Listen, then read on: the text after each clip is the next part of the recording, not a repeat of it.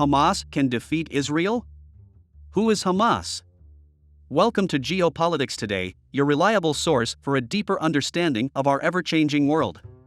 Listen to this statement by Benjamin Netanyahu. אזרחי ישראל, אנחנו במלחמה. לא במבצע, לא בסבבים, במלחמה. הבוקר חמאס פתח במתקפת פתע רצחני נגד מדינת ישראל ונגד אזרחיה. אנחנו בתוך זה משעות הבוקר המוקדמות. כינסתי את ראשי מערכת הביטחון. הנחיתי קודם כל לטהר את היישובים מהמחבלים שחדרו פנימה. הפעולה הזאת מתבצעת בשעות הללו. במקביל הוריתי לבצע גיוס מילואים נרחב ולהשיב מלחמה שערה בעוצמה ובהיקף שהאויב לא הכיר. האויב ישלם מחיר שהוא לא ידע מותו. אני קורא בינתיים לכל אזרחי ישראל להישמע בקפדנות להנחיות הצבא, להנחיות פיקוד העורף. אנחנו במלחמה ואנחנו ננצח. Yes, the powerful state of Israel, which possesses nuclear weapons, is being attacked by Hamas, but who is Hamas in the breadline? That's the answer we're going to explore in this video, in a clear, concise, and straight-to-the-point manner. First, you need to understand that Hamas is a trio. It's a political organization, a military organization, and an institution. But keep this information in mind because what we really need to grasp is that Hamas is an Islamic group of Sunni denomination. Remember, there are Shiites and Sunnis. Hamas was founded in 1987 by Ahmad Yassin. One key point to understand is that Hamas is an offshoot of the Muslim Brotherhood. The Muslim Brotherhood is a group that operates extensively in Egypt and tried to seize power after Hosni Mubarak's departure from government during the Arab Spring movement. Pay close attention, we had the Arab Spring in Egypt. Hosni Mubarak stepped down due to popular pressure. What happened next? There was a movement to bring the Muslim Brotherhood to power. The Muslim Brotherhood was founded in 1928 and is an extremist group. They took Egypt by storm. Of course, there was a significant counter-movement in Egypt that ousted the Muslim Brotherhood, largely with the support of the United States.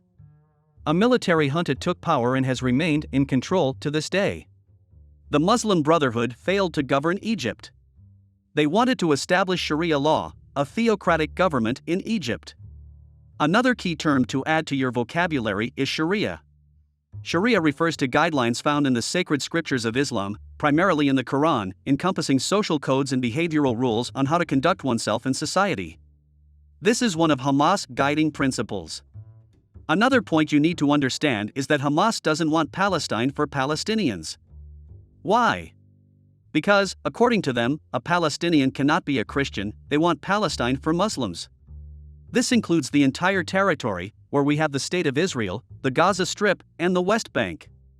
Hamas operates in this small region here, the Gaza Strip.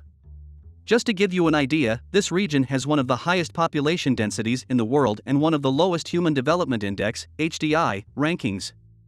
It's an incredibly impoverished region. Hamas utilizes this poverty as a tool for indoctrination. But who is this Hamas you mentioned, a trio? You told us that Hamas is a political organization, a military organization, and an institution. When we talk about politics, yes, Hamas wants to democratically occupy a space in the Palestinian government. So, when there are elections for certain Palestinian government positions, Hamas runs for office and often wins. It is, therefore, an internal political actor. Hamas is a military arm. This is an important point. I didn't mention where they get their missiles, rockets, machine guns, and handguns from because it's not from Egypt, which signed a cooperation and peace treaty with Israel. It's not from Lebanon either. Lebanon has such weapons but doesn't supply them to Hamas because Hezbollah, operating in Lebanon, needs to protect itself and fight against Israel, which is also Hezbollah's enemy. It comes from Iran. But didn't you say that Hamas is Sunni? Yes, Hamas is Sunni, while Iran is Shiite. However, Iran and Hamas share a common enemy, Israel. So, Iran supplies Hamas with weapons. These weapons may not have a significantly destructive capacity, but they're enough to cause terror and fatalities. The recent attacks were far more powerful. Hamas is gaining territory that Israel claims as its own. This won't end well. Israel won't let what Hamas did go unanswered. I believe, this is my opinion, that Israel will wipe Hamas off the map, unless Hezbollah gets involved. If we also see the involvement of Iran, and possibly even Egypt or Jordan, then you might have a more balanced confrontation. But if it's just Israel and Hamas, it's very unlikely that Hamas can withstand the military might of the State of Israel. Remember, Hamas receives these arms from Iran. Another crucial aspect of Hamas is that it serves as a dawah organization. Dawah is a social institution that provides charity.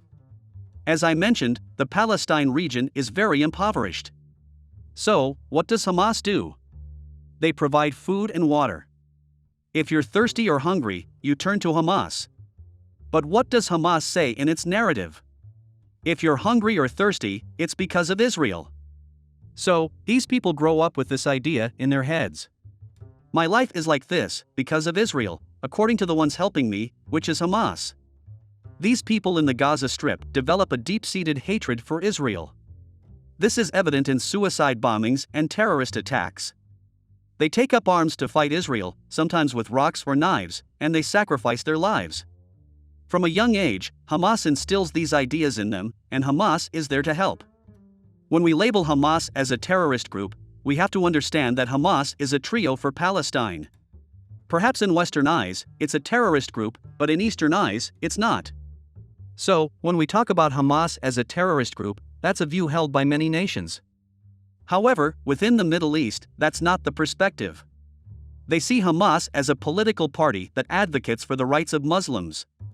For them, the Holy Land opposes the presence of the State of Israel. And, folks, this isn't a recent conflict. It's not something that emerged after World War II. It's a conflict that's been ongoing for centuries. It's tragic, and we need to see what the next chapters hold, and it's going to be painful for the weaker parties. But now, we're curious to hear from you. What do you think? What's your opinion on the presence of the State of Israel in this territory? Who should have the right to it? The United States, which has always intervened in the region, isn't doing much now. What's your take on this Hamas attack on Israel? Let us know in the comments. We want to hear your opinion. Thank you for spending this time with us. Be sure to like, subscribe, and ring the notification bell to stay updated on our upcoming videos and stay informed about the current geopolitical landscape. We've also handpicked these videos, which we recommend you watch next. Thank you for watching. We'll see you in the next video.